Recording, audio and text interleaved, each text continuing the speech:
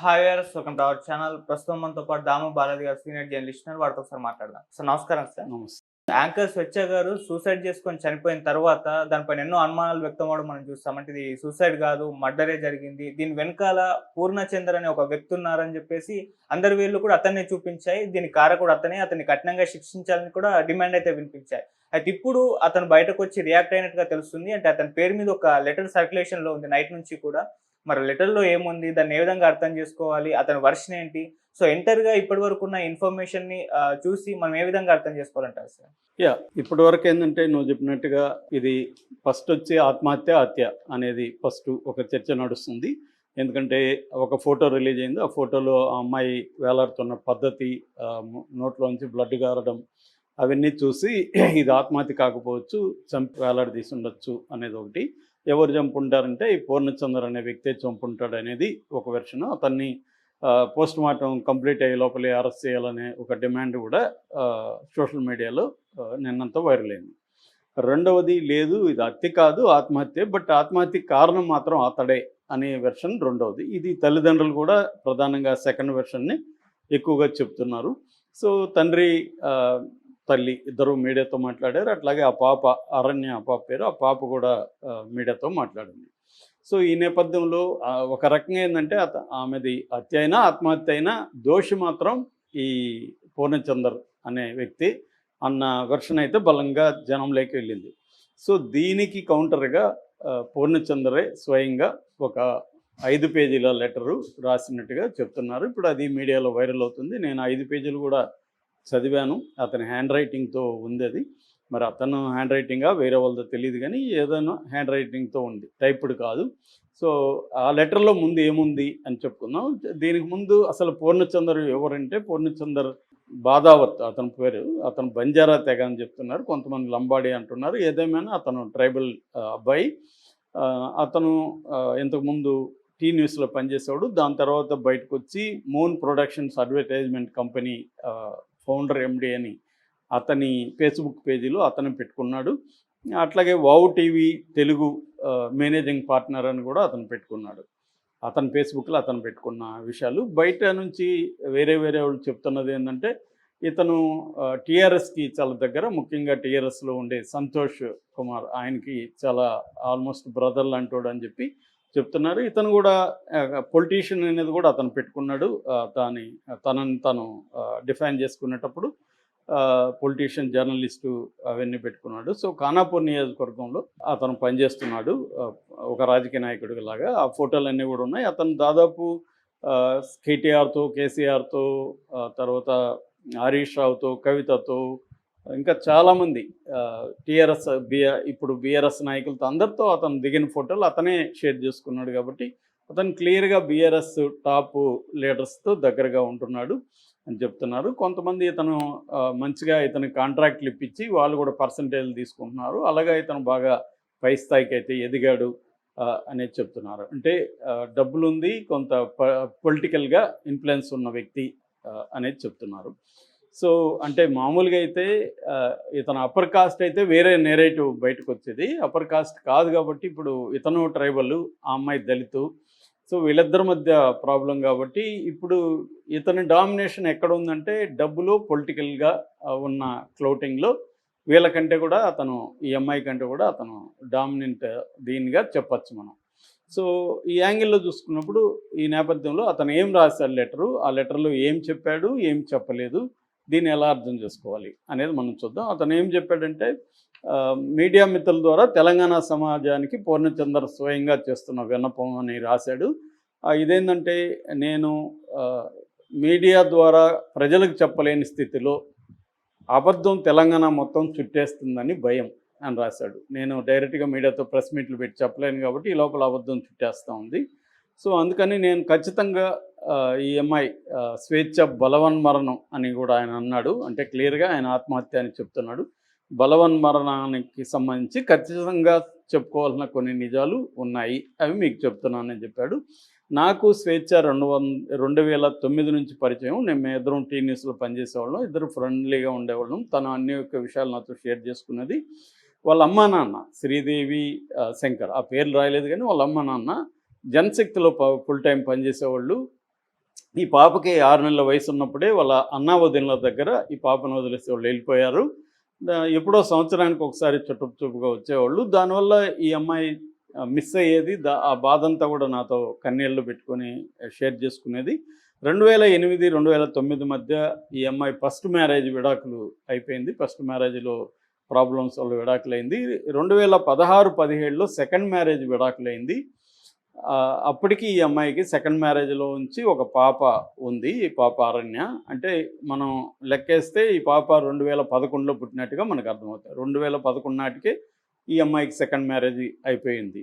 అంటే విడిపోయింది 2009లో అయితే 2010లోనో అట్లా పెళ్లి చేసుకున్నట్టుగా మనకు అర్థమవుతుంది. 2011లో ఈ పాప పుట్టింది. 2017లో సెకండ్ డైవర్స్ అయింది.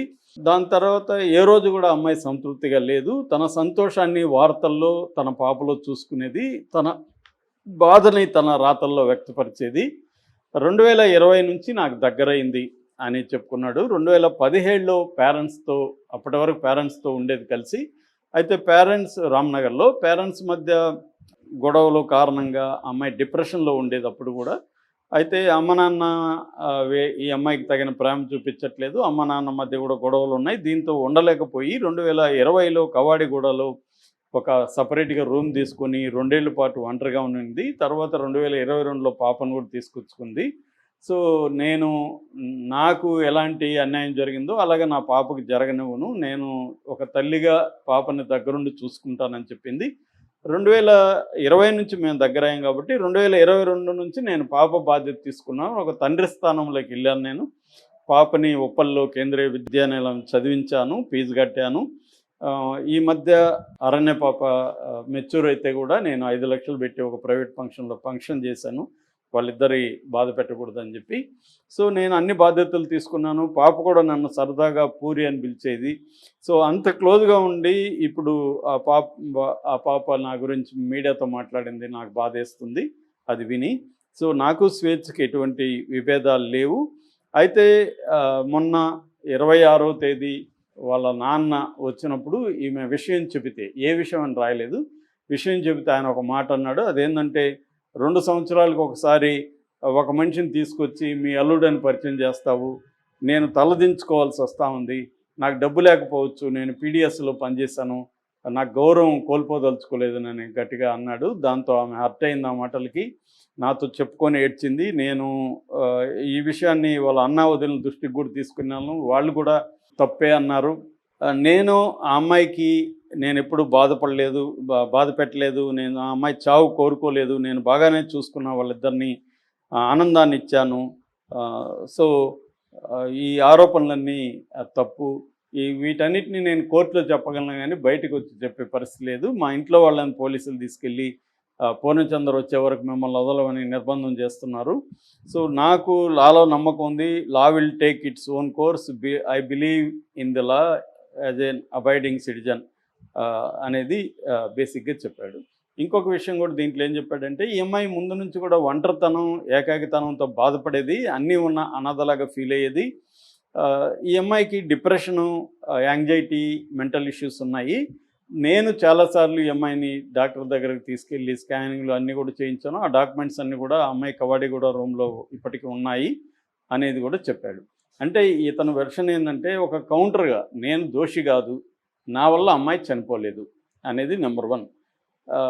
రెండోది, అమ్మాయిని కానీ వాళ్ళ పాప అరణ్యాన్ని కానీ నా పాపలాగా, నా కూతురులాగా నేను తండ్రి స్థానంలో ఉండి అన్ని బాధ్యతలు తీసుకున్నాను, ఫీజులు కట్టాను, హెల్ప్ చేశాను. సో నా వైపు నుంచి నేను ఉన్నాను. రెండోది, ఈ స్వేచ్ఛ కూడా నన్ను ఒక భర్తలాగా భావించేది, పెళ్లి చేసుకోమనేది. తర్వాత ఆమె అన్ని సోషల్ మీడియా హ్యాండిల్స్లో కూడా స్వేచ్ఛ ఓటార్కార్ అనే పేరు తీసేసి స్వేచ్ఛ పూర్ణచంద్ర అని పెట్టుకునింది. సో నేను కూడా భర్త స్థానంలోనే ఉన్నాను. సో అందువల్ల ఈ అమ్మాయి చనిపోవడానికి నేను కారణం కాదనేది ప్రధానంగా ఇతను చెప్పడం దీంట్లో. సో దీన్ని మనం ఎలా అర్థం చేసుకోవాలంటే, మనం జడ్జిమెంట్ ఇవ్వలేము, మన దగ్గర కంప్లీట్గా ఇన్ఫర్మేషన్ లేదు, మనమేం ఫ్యాక్ట్ ఫైండింగ్ చేసి అందరిని విచారించలేదు కాబట్టి మనం కరెక్ట్గా చెప్పలేము. ఏదేమైనా ఇతను వర్షన్ అయితే బయటికి తీసుకొచ్చాడు. ఇప్పుడు రెండోది ఏంటంటే ఇతను నేను దోషి కాదని చెప్పదలుచుకోవడం ఒకటే కాకుండా దోషి ఎవరో కూడా చెప్పాడు. దోషి ఎవరు? వాళ్ళ నాన్నే. వాళ్ళ నాన్న ఇలా అన్నాడు కాబట్టి ఆ అమ్మాయి ఆత్మహత్య చేసుకుంది అని డైరెక్ట్గా వాక్యం రాయలేదు, కానీ అదే కారణం అన్నట్టుగా రాశాడు. ఇంక వేరే కనబడలేదు కదా. వాళ్ళ నాన్న ఏం చెప్తున్నాడు? ఈ అబ్బాయి వల్లే చేసుకుందని చెప్తున్నాడు. అంటే ఓవరాల్ ఇష్యూ మనకి మొత్తం సమాచారం లేకపోయినా ఉన్న సమాచారం మేరకు ఇటువంటి ఇంకొన్ని నేను చూసిన సందర్భాల్లో కూడా పేరెంట్స్ ఇలా అనడం అయితే అసాధారణం కాదు. ఎందుకంటే తమ పిల్లలు పదే పదే విడాకులు లేకపోతే మల్టిపుల్ అఫైర్స్ పెట్టుకుంటున్నప్పుడు జనరేషనల్ మోరల్ వాల్యూస్లో గ్యాప్ ఉంటుంది. ఇవాళ పిల్లలకి ఇది కామన్ కావచ్చు, కానీ తల్లిదండ్రులకి అది ఇబ్బందికరంగా ఉంటుంది. ఆ మధ్య కూడా నాకు తెలిసిన ఒక ఆమె వాళ్ళ ఫ్రెండ్ని ఒక మాట అనింది. ఏంటి నీ కూతురికి ఎప్పుడు పెళ్లి చేస్తావు అని అడిగింది. ఎవరితో చేయమంటావు? నెలకు ఒక బాయ్ ఫ్రెండ్ తీసుకొస్తా ఉంది నా కూతురు అని చెప్పింది ఆమె. ఇలాంటివి నేను విన్నాను గతంలో కూడా. ఈవెన్ ఫేస్బుక్ డిస్కషన్లో కూడా కొంతమంది నా కూతురు అనేక మంది బాయ్ ఫ్రెండ్ ఉన్నారు నా కూతురికి, నాకు విచిత్రంగా అనిపిస్తుంది ఇది అని చెప్పిన సందర్భాలు కూడా ఉన్నాయి. అంటే ఈ జనరేషన్లో ఉండే నార్మ్ అది. దాన్ని మనం మోరల్ యాంగిల్లో నుంచి జడ్జి చేయలేం. దానివల్ల వచ్చే ప్రాబ్లమ్స్ కూడా ఉంటాయి. మల్టిపుల్ రిలేషన్స్ ఉండడం వల్ల మనుషులకి అనేక ఇష్యూస్ వస్తాయి. ఎందుకంటే హ్యూమన్ బీయింగ్స్ బేసిక్గా emotionally driven irrational human beings. ప్రతిదాన్ని ఏదో మనం లాజికల్గా ప్రతిదీ ఉండదు, ఎమోషనల్గా రియాక్ట్ అవుతుంటాం. కాబట్టి మల్టిపుల్ అఫైర్స్ ఉన్నప్పుడు ఖచ్చితంగా ప్రాబ్లమ్స్ వస్తాయి. రెండోది వాల్యూ సిస్టమ్ కంప్లీట్గా చేంజ్ కాలేదు. మనకి ఇప్పటికీ ట్రెడిషనల్ వాల్యూ సిస్టమ్ ఉంది, మోరల్ జడ్జిమెంట్స్ ఉన్నాయి, ఈ సమాజంలో బతుకుతున్నాం. ఈ నేపథ్యంలో ఈ అమ్మాయి పరిస్థితి చూస్తే కూడా ఈ అమ్మాయి చిన్నప్పటి నుంచి టైం లేదు మనకి దీని మీద ఎక్కువ చెప్పాలంటే చాలాసేపు పడుతుంది, కానీ దీంట్లో బేసిక్గా 3 పాయింట్ ఆఫ్ వ్యూస్ ఉన్నాయి. ఒకటి తల్లిదండ్రుల పాయింట్ ఆఫ్ వ్యూ. తల్లిదండ్రులు ఏంటి, వాళ్ళ సమాజం కోసం, తాము నమ్మిన సిద్ధాంతాల కోసం, ప్రజల కోసం అన్నీ వదిలిపెట్టి కన్నబిడ్డను కూడా ఎక్కడికో ఇచ్చేసి అన్న వాళ్ళకి వాళ్ళు ఉద్యమంలోకి వెళ్ళిపోయారు. వాళ్ళ పాయింట్ ఆఫ్ వ్యూ అది. వాళ్ళు నమ్మింది అది వాళ్ళు చేశారు. చాలామంది ఉద్యమకారులు అలాగే చేశారు. తల్లిదండ్రులను వదిలేశారు, పిల్లల్ని వదిలేశారు. నేను కూడా అలాగే పోయా, 5 ఏళ్ళు ఉన్నాను. మా తల్లిదండ్రులు కూడా నా వల్ల నష్టపోయారు. సో దానివల్ల ఏమవుతుందంటే ఇప్పటికీ మా మదర్ ఫోన్ చేసినప్పుడు నువ్వు అప్పుడు అట్లా వెళ్ళిపోయినావు అని స్టార్ట్ చేస్తుంది. సో ఇప్పుడు దాన్ని మనం ఇంకా చాలు ఇక్కడ ఆపు అని చెప్తాను నేను. సో అది తల్లిదండ్రులు అంటుంటారు ఏదో ఒక సందర్భంలో. పిల్లలకి కూడా ఇప్పుడు ఈ పాప, నాకు పిల్లలు లేరు, నేను వదిలేసి వెళ్ళలేదు, కానీ పాప ఉంటే బాగుంటే నన్ను నిందించేవాళ్ళు. ఎందుకంటే అట్టేటప్పుడు నన్ను ఎందుకు కనుక్కున్నావు, నీకు ప్రజల ముఖం అయితే పోయిండేది, నన్ను ఎందుకు కనుక్కున్నామన్న బాధ ఈ అమ్మాయిలో ఉండే అవకాశం ఉంది. ఆ గ్యాప్ అలాగే ఉంటుంది. రెండోది ఇప్పుడు తల్లిదండ్రులు కంట్రోల్ చేయడానికో లేకపోతే అడ్వైజ్ చేయడానికి వచ్చినప్పుడు ఈ అమ్మాయి కోపం వస్తుంది. మీరు నన్ను పట్టించుకున్నారా, పట్టించుకోలేదు, ఇప్పుడు వచ్చి మీరు ఏంది నాకు సలహాలు ఇచ్చేది అన్న కోపం ఉంటుంది. వాళ్ళ నాన్న ఒక మాట అన్నాడు, ఈ అమ్మాయి తనని నాకు పరిచయం చేయలేదు, సమస్యలు వచ్చినప్పుడు నేను ఆ అబ్బాయితో మాట్లాడతానంటే నువ్వు మాట్లాడదు, నువ్వు వెనవాళ్ళు అయితే నేను ఆత్మహత్య చేసుకుంటాను అని అనింది మా పాప అని కూడా ఆయన అన్నాడు. అంటే నా 5 ఏళ్ళుగా కలిసి ఈ అబ్బాయితో ఉంటున్నా తల్లిదండ్రులకి ఈ అబ్బాయిని పరిచయం చేయలేదు. పైగా పెద్ద దూరం కాదు, జవహర్ నగర్కి, రామ్నగర్కి. అంటే అర్థమేమి, ఈ అమ్మాయి ఇండిపెండెంట్గా ఉండదలుచుకుంది. వాళ్ళ అమ్మ నాన్న ఇంటర్ఫియరెన్స్ ఈ అమ్మాయికి ఇష్టం లేదు. తన లైఫ్లో తన సమస్యను తను సాల్వ్ చేసుకుందాం అనుకుంది. అలాగే వాళ్ళ అమ్మ మాట్లాడుతుంది, ఈ అమ్మాయి చాలామంది కౌన్సిలింగ్ ఇచ్చేది, బోల్డ్ గర్ల్, ధైర్యంగా ఉండేది, కాబట్టి మేము అమ్మాయి సమస్య అమ్మాయి సాల్వ్ చేసుకుంటుంది అనుకున్నాం తప్ప మేము ఇట్లా జరుగుతుంది అనుకోలేదు అన్నారు. కాబట్టి ఇవన్నీ వాస్తవం. వీళ్ళ తల్లిదండ్రులకి అమ్మాయి గ్యాప్ ఉంది. ఇతను ఈ మాట అని కూడా ఉండొచ్చు, అది బాధతో అని ఉండొచ్చు, తన వల్ల తనకి ఇబ్బంది. ఎందుకంటే వీళ్ళ పాప వాళ్ళ ఇంట్లో ఉంటుంది, ఎవరో బంధువులు ఫ్రెండ్స్ వస్తారు, ఈ పాప ఎవరు అన్నప్పుడు మనవరాలు అంటారు, వీళ్ళ నాన్న ఏం చేస్తున్నాడు, వీళ్ళ అమ్మ ఏం చేస్తుంది, ఇవన్నీ అడుగుతారు. అప్పుడు ఇవన్నీ బయటకు వస్తాయి. ఇంతమంది ప్రపంచానికంతా మీరు ఉద్యమాలు చేస్తారు, వీళ్ళమ్మ మహిళా సంఘంలో పనిచేస్తుంది, చైతన్య మహిళా సమాఖ్యలో, మీరు అందరికీ చెప్తారు మీ కూతుర్ని మీరు ఇట్లా పెంచుతున్నారు ఏంటి అని అడగచ్చు. ఇలాంటి వాళ్ళకు ఉండే ప్రాబ్లమ్స్ వాళ్ళకు ఉంటాయి ప్రాబ్లమ్స్. నిజానికి ఈ అమ్మాయి అర్థం చేసుకోవాలి. ఒకవేళ వాళ్ళ నాన్న ఇలా అన్నా ఆయన పాయింట్ ఆఫ్ వ్యూలో అది అన్నాళ్ళే, మన లైఫ్ మనం డిసైడ్ చేసుకున్నాం అని గట్టిగా ఉండాలి. కానీ మనుషులు ఉండాలని మనం అంటాం, నేను కూడా ఉండలేను, ఎవరు కూడా ఉండలేరు అలాగా. ఆ సందర్భం వచ్చినప్పుడు మెంటల్గా మనం డిస్టర్బ్ అయిపోతాం. లైఫ్ ఏంట్రా, చచ్చిపోతే బాగుండని అందరికీ అనిపిస్తుంది. అనిపించిన వాళ్ళు ఉంటారని నేను అనుకోవట్లేదు. ఏదో సందర్భంలో మనకి చచ్చిపోవాలని అనిపించని వ్యక్తులు ఎవరు ఉండరు. ఇంకా ఇలాంటి వాళ్ళ లైఫ్లో ఇంకా సంక్షోభం ఎక్కువ ఉంటుంది కాబట్టి వీళ్ళకి ఇంకా సెన్సిటివ్ పర్సన్ ఈ అమ్మాయి, పోయిటరీ చూస్తే అర్థమవుతుంది, ఇంకా కష్టం కావచ్చు. సో అదే వాళ్ళ తల్లిదండ్రుల పాయింట్ ఆఫ్ వ్యూ. ఈ అమ్మాయి పాయింట్ ఆఫ్ వ్యూ నుంచి ఏంటి, ఈ అమ్మాయి లోన్లీగా ఫీల్ అవుతుంది. తనకు అంతమంది పరిచయస్తులు ఉన్నారు, కానీ ఒక కేర్ తీసుకునే వాళ్ళు, ఒక అదేదంటారు ఏడుస్తున్నప్పుడు ఒక ఆనుకోవడానికి ఒక భుజం, ఒక దగ్గరకు తీసుకునేవాళ్ళు ఎవరు ఉండకపోవచ్చు. ఎక్కువ అందమైన అమ్మాయిలతో వాళ్ళకు ఉండే ప్రాబ్లం ఏంటంటే ప్రతి ఒక్కడు ఆమె బాడీ కోసం ట్రై చేస్తారు, కానీ ఆమెను ఒక మనిషిగా అర్థం చేసుకొని ఆమెకి ఒక అండగా నిలబడాలి, కేర్ తీసుకోవాలి అనేది ఎందుకుంటుంది మగవాళ్ళకి? మగవాళ్ళు ఏమో అందంగా ఉంది, ఒకసారి మనం రొమాన్స్ చేద్దామని ట్రై చేస్తారు. అది ఎక్కువ ఉంటుంది. మామూలు ఒక సాధారణమైన అమ్మాయిలకే అబ్బాయిలు విపరీతంగా వెంటబడేవాళ్ళు. ఇంకా ఇటువంటి అందంగా ఉండి డైనమిక్గా ఉండి పోయిటరీ రాసి ఇలాంటి లక్షణాలు ఉన్న వాళ్ళకి ఎంత క్యూ ఉంటుందో చెప్పాల్సిన అవసరం లేదు. ఇటువంటి అనేక ప్రెజర్స్ని ఆ అమ్మాయి తట్టుకొని నిలబడాలి. అమ్మాయికి ఏదో కొవ్వు బట్టో ఇంకోటో బట్టి విడాకులు తీసుకోదు కదా, వాళ్ళకి సెట్ కాలేదు, విడాకులు తీసుకుంది. రెండోది, ఈ సమాజంలో అది కొద్దిగా విచిత్రం, ఇంకా అది పెరుగుతా ఇప్పుడిప్పుడే వస్తుంది. మనకు వెస్ట్లో అయితే ఇది కామన్. నాకు నచ్చిన ఫిలాసఫర్లు అందరూ కనీసం 4-5 భార్యలు ఉంటారు. డైరెక్టర్లు ఎవరిని కొట్టినా మన వాళ్ళకి కనీసం ఒక 4-5 ఉంటారు. సీరియళ్ళకి కూడా అలాగే ఉంటారు. అది కామన్ అయిపోయింది. ఇక్కడే ఇంకా కామన్ కాలేదు కాబట్టి ఇది విచిత్రంగా ఉంటుంది. మనం చెప్పుకుంటే 2 విడాకులు అంట, మూడోసారి ఎవరితోనూ ఉందంట, ఏంటి ఉంటే ఏంటి అనేది ఇంకా రాలేదన్నమాట. సో ఈ ప్రెజర్ ఆ అమ్మాయి మీద కూడా ఉంటుంది. అందుకని అమ్మాయి కూడా పేరు పక్కన ఎందుకు పూర్ణచంద్ర పెట్టుకుంది అంటే కూడా, అరే బాయ్ నాకు ఆల్రెడీ ఓ బాయ్ ఫ్రెండో లేకపోతే కంపెనీ ఉన్నాడు, మీరు ట్రై చేయొద్దని చెప్పడానికి కూడా అయ్యుండొచ్చు. రెండోది, ఒక పొసెసివ్గా నాకు డిక్లేర్ చేయాలని అనుకొని ఉండొచ్చు. ఇవన్నీ ఉంటాయన్నమాట. సో అట్లాగే కూతురికి కూడా ఒక తండ్రి లాంటి స్థానం అవసరం ఇవాళ సమాజంలో. ఇవేవి లేనప్పుడు చాలా వల్నరబుల్గా ఉంటారు స్త్రీలు. సో ఇవన్నీ ఆ అమ్మాయి పాయింట్ ఆఫ్ వ్యూలో అమ్మాయికి కావాల్సినంత సంక్షోభం, కావాల్సినంత స్ట్రగులు, ఒంటరితనం, ఇవన్నీ ఆ అమ్మాయిలు ఉన్నాయి.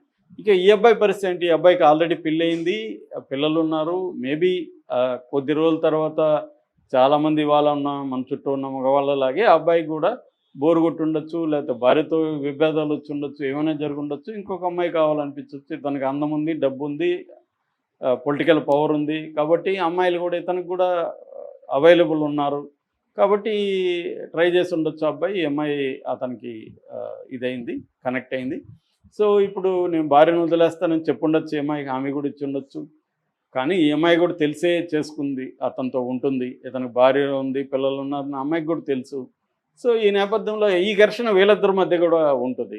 అంటే నువ్వు ఓపెన్గా డిక్లేర్ చేయాలని ఈ అమ్మాయి అనుకుంటుంది, నా హస్బెండ్ అని నేను ఓపెన్గా డిక్లేర్ చేయాలి కదా, నువ్వేం తేల్చట్లేదని. నాకు పిల్లలు ఉన్నారు, భార్య ఉంది, వాళ్ళని సడన్గా వదిలేయాలంటే వాళ్ళు ఇబ్బంది పడతారు, కాబట్టి కన్విన్స్ చేయాలి, నాకు టైం కావాలని ఇతను అనుకోండొచ్చు. సో ఈ కైండ్ ఆఫ్ ఘర్షణ వీళ్ళిద్దరి మధ్య కూడా ఉండే అవకాశం ఉంది. సో ఇతను ఏం చెప్తున్నా అంటే, నేను ఉన్నంతలో అంటే కొన్ని విషయాలు ఇతను చెప్పలేదు, విభేదాలు ఉన్నట్టు చెప్పలేదు. విభేదాలు లేకపోతే అసలు వీళ్ళ నాన్న ఎందుకు వచ్చాడు అక్కడికి? నాన్న వచ్చాడంటేనే ఈ అమ్మాయి కాల్ చేస్తే కదా వచ్చాడు. మరి ఈ విషయం ఇతను దాచిపెట్టాడు. అంటే ఇతను ఏంటంటే తనకు కావాల్సిన నెరేటివ్ని